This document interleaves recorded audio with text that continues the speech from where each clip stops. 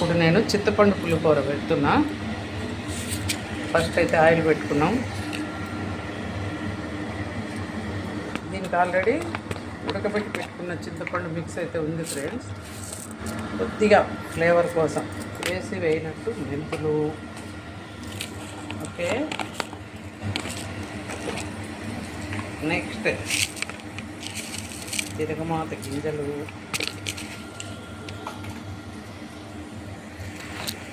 ఇందులోనే కొంచెం ఎక్కువగానే జీలకర్ర, ఇప్పుడు మంచి కలర్ కోసం పసుపు, చింతపండు గుజ్జులో కూడా కొద్దిగా పసుపు వేసా ఫ్రెండ్స్, అయినా వేస్తాం. గెస్ట్ చేయండి ఇంకేమేస్తాను. నువ్వులు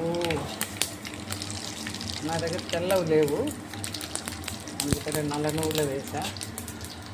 మంచి ఫ్లేవర్ వస్తుంది ఫ్రెండ్స్ నువ్వులు. ఇప్పుడు వరుసగా చూడండి, ఇందులో పచ్చిమిర్చి, ఎండుమిర్చి, జీలకర్ర, ఇంకా వెల్లుల్లి అన్నీ ఉన్నాయి ఫ్రెండ్స్. కొత్తిమీర కూడా వేసేసాను ఒకేసారి.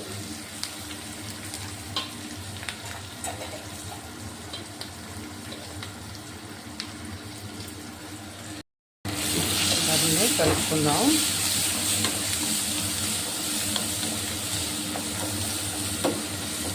ఇవన్నీ కలిపాక పచ్చిశనగపప్పు నానబెట్టాను ఫ్రెండ్స్.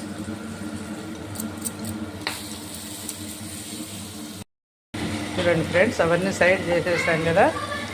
పల్లీలు కూడా బాగా ఉడికిపోయాయి, లేకుంటే పచ్చి వాసన వస్తాయి కాబట్టి పల్లీ కూడా వేగిపోయినాయి.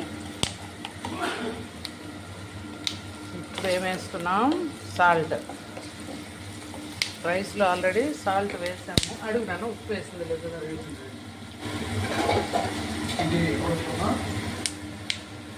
వేసే సాల్ట్ కావాలంటే మళ్ళీ వేసుకోవచ్చు. కొంచెం ఉడికేటప్పుడు చింతపండు గుజ్జులో కూడా వేసా ఫ్రెండ్స్, అందుకే మరీ ఎక్కువ వేయలేదు. బెల్లం కూడా అందులో వేసా, కానీ కొద్దిగా వేసుకుంటే బెటర్ ఏమో.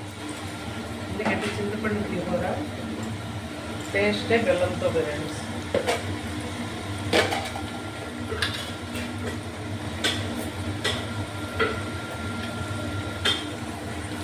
శనగపప్పు కూడా వేసేసాను. మనం ఒక్కటి మర్చిపోయాం ఫ్రెండ్స్, ఏంటో కనుక్కోండి. పల్లీలు వేసాయి, ఆ మధ్యలో వేసాయి.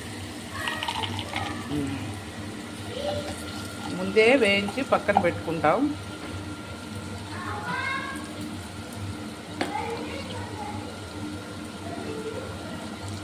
కానీ పల్లీలు మర్చిపోయాం, అందుకని అవన్నీ పక్కకు దోసి పల్లీలు వేసా.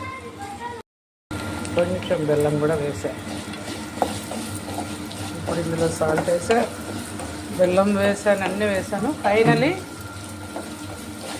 చింతపండు మిక్స్ అయితే కలిపేద్దాం. First week sweet pongal, hot pongal పెట్టా ఫ్రెండ్స్ అమ్మోరికి. సెకండ్ వీక్ మాత్రం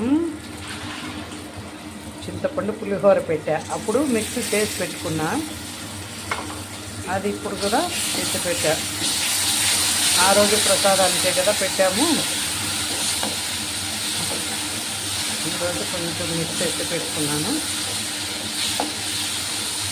ఇంతే ఫ్రెండ్స్, సింపుల్గా. ఇంకా రైస్ అవ్వగానే కలిపేసుకోవడమే. చూసారు కదా చింతపండు పులిహోర, మీరు కూడా చూసుకోండి. కాకపోతే మీకు డౌట్ రావచ్చు, కొత్త వాళ్ళకి, చేసే వాళ్ళకి కాదు, కొత్త వాళ్ళకి చింతపండు పులుసు ఎలా చేశానని.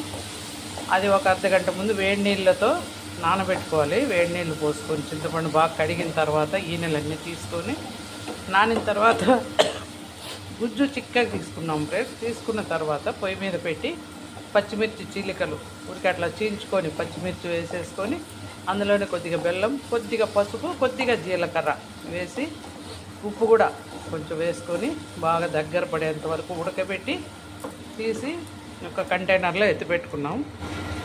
ఇది ఇంకోసారికి ఉంటుంది చూడండి. ఆ రోజు ఇప్పుడు ఇంకోసారి అంటే 3 టైమ్స్కి అయ్యేంత నేను ప్రిపేర్ చేసుకున్నా. మనం 1 మంత్ 2 మంత్స్ అయినా ఫ్రిడ్జ్లో పెట్టుకొని వాడుకోవచ్చు, ఏం కాదు, అది ఎక్కువైనా చేసుకోవచ్చు. ఇప్పుడు ఈరోజు అన్నంలోకి ఇది బాగా సరిపోతుంది. ఇంకా కొద్దిగా మిగిలితే నెక్స్ట్ పిల్లల లంచ్ బాక్స్లోకైనా పెట్టించుకోవచ్చు ఫ్రెండ్స్.